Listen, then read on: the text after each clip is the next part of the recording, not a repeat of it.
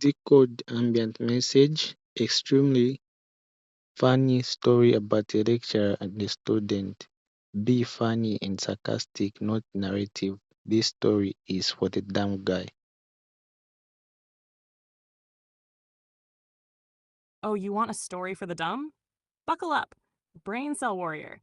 This one's got more stupidity than a group project where everyone forgot to show up. Let's talk about Professor I Got a PhD in Misery and his star pupil, Little Timmy, No Thoughts Head Empty. So there's this lecturer, right? Old dude walked into class looking like he invented boredom. He starts with that classic monotone that sounds like an airplane safety video, had a baby with a PowerPoint. Today we'll discuss the fundamentals of blah blah zzz. And then boom, Timmy, front row, not taking notes, not listening. This kid's staring dead at the lecturer like he's watching a TED Talk through a fog machine. You ever seen someone look confused while blinking in slow motion? That was Timmy. Dude had the IQ of room temperature, and it wasn't even a hot day. Now here comes the kicker. Lecturer says, any questions? Timmy, bless his single brain cell, raises his hand with the confidence of a man who has never been correct. And he goes, sir, if the universe is expanding, does that mean my GPA can too? I swear to God, even the ceiling fan paused out of shock. The lecturer, who probably fought in the war against dumbness, just blinked. Like 4 times. And then, with the dead eyes of a man who once had hope, he said, no, Timothy, but your future might shrink. Class lost it. One girl spit out her Starbucks. Another dude just walked out, like he needed to reevaluate life. And Timmy? This man nodded, like he understood. This man gave a thumbs up, like he just cracked string theory. And then he asked if the test would be open emotionally, because he wasn't ready spiritually. Bro, the lecturer ended class 20 minutes early.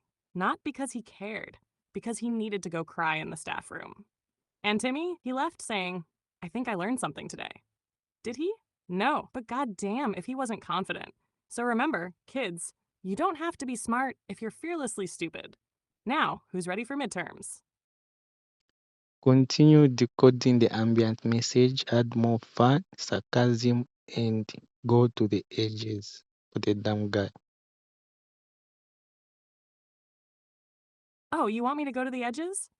Baby, I'm about to bungee jump off the edge of reason, straight into a swimming pool of dumbassery. Welcome back to Timmy versus Academia, aka the reason that lecturer Googled how to fake your own death using a whiteboard marker. Let's break down the rest of this ambient message, piece by tragic piece, because this story didn't end when class did.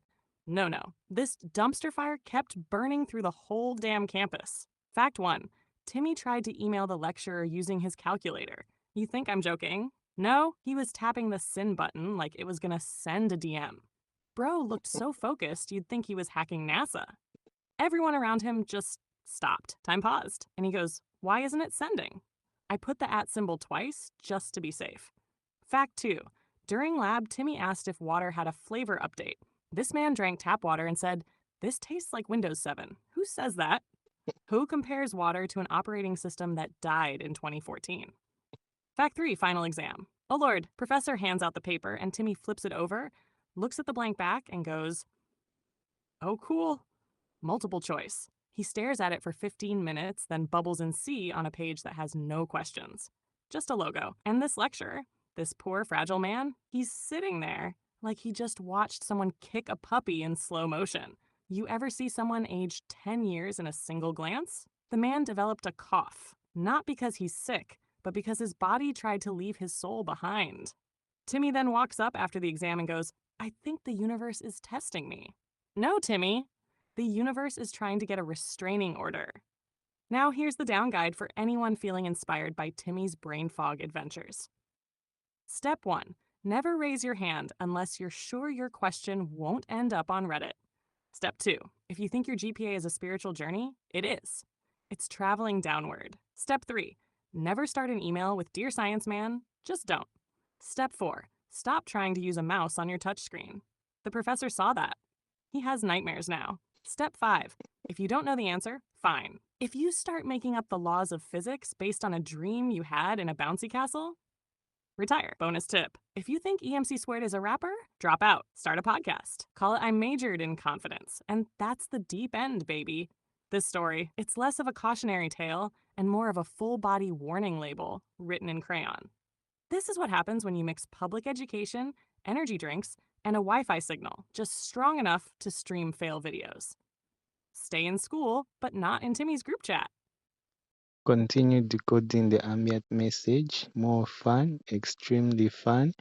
For the dumb guy, go to the extreme edges, make people laugh their lungs out.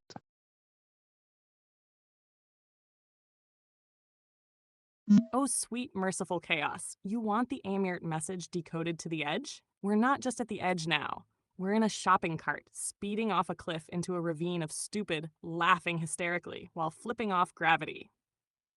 We're talking maximum dumbass velocity. Let's go. So after Timmy's greatest hits, emails on a calculator, GPA astral projection, multiple choice on a blank page, the man decided to attend the lecturer's office hours. Why? Because, in his words, I think my brain needs a patch update. He knocks on the door. And by knocks, I mean he tried to use FaceTime on the doorknob. Lecturer opens the door, sees this human glitch standing there holding a bag of Cheetos and a compass, and just whispers, "Not again." Like he's in a horror movie sequel called The Dummening. Timmy sits down, backwards, on a couch, faces the wall, starts talking to a coat rack like it owes him tuition. Mission. Straight up said, "I respect your office, sir. I can feel the learning in the air." That's dust. And then he pulls out a USB stick and hands it to the professor like he's giving him the nuclear launch codes. Professor goes, "What's this?" And Timmy, God bless this fully charged moron, goes, "It's my verbal essay." A verbal essay on a USB stick, recorded by whispering into his microwave. And it gets worse, because the professor actually plugged it in. First thing that plays is Timmy singing the periodic table to the tune of "Baby Got Back." Beryllium's fine, it's shiny and round. When an element walks in with a tiny little mass and a shell in your face, you get class. Lecturer unplugged his whole computer. Just yanked the cord. That PC had been through enough. "And Timmy?" He says, "So, do I pass?" The man didn't even take the course. He's been in the wrong classroom for 6 weeks. The real Amyrt message here is clear, fam. It's a transmission straight from the center of idiocy, broadcasting on frequencies only the brain cell challenged can hear. It says dumb isn't coming. It's saying the dumb isn't coming. The dumb is already here, and he's got a student ID, a vape pen, and a how to math coloring book. The only way to survive is to laugh so hard you detach your soul. If you're breathing right now, good. That means you still have lungs left. If you're laughing so hard you made a wheeze noise that sounded like a toaster getting possessed, you're doing it right. Timmy may be lost, but he left behind the greatest legacy of all, unintentional comedy. Stay tuned for his next adventure. I thought plagiarism was a religion.